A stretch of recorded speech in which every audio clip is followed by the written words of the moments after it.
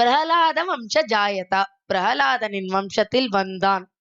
பிரகலாதனோட வம்சத்துல வந்ததாலதான் இப்படி பண்ணான்.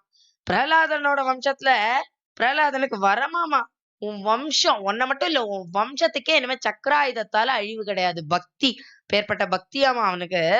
இன்னொன்னு பெருமாளுக்கு என்னன்னா, திதி கஷ்யபர்ட்ட ஒரு வரம் கேட்டிருப்பா. இரண்யாட்சனும் இரண்யகசிபும் பிறக்கறச்சே. அப்ப என்ன கேட்டான்னா, பெருமாளால வதம் வேணும், சக்கராயுதத்தால வதம் வேணும்னு. ஆனா இரண்யகசிபு பிரம்மாட்ட தபஸ் பண்ணும்போது ஒரு வரம் கேட்டு வச்சிருக்கான். அவன் எப்பவுமே ஆயுதத்தால இது கிடையாது, அப்ப சக்கராயுதமும் ஆயுதம் தான், அதால வதம் ஆகக்கூடாது. ஆனா தித்தியோட வதத்தையும் இவர் சாட்டிஸ்ஃபை பண்ணும். ஏன்னா கஷ்யபர் கொடுத்திருக்காரு, அவர் பெரிய பிரஜாபதி. இந்த இவர் கொடுத்த வதத்தையும் பிரம்மா கொடுத்த வரத்தையும் இது பண்ணும். ரெண்டுத்தையும் சாட்டிஸ்ஃபை பண்றதுக்கு என்ன பண்ணிட்டார், நகத்தால கிழிச்சார். பிரம்மா கொடுத்த வரத்தை சாட்டிஸ்ஃபை பண்ண.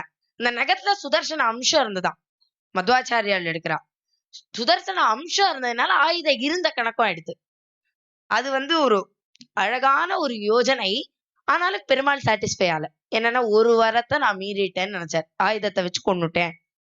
அப்போ என்ன பண்ணார், பிரகலாதனுக்கு போய் இனிமே உன் பரம்பரையில யாரையும் ஆயுதம் வச்சு கொல்ல மாட்டேன்னு வரம் பண்ணி கொடுத்தாராம்.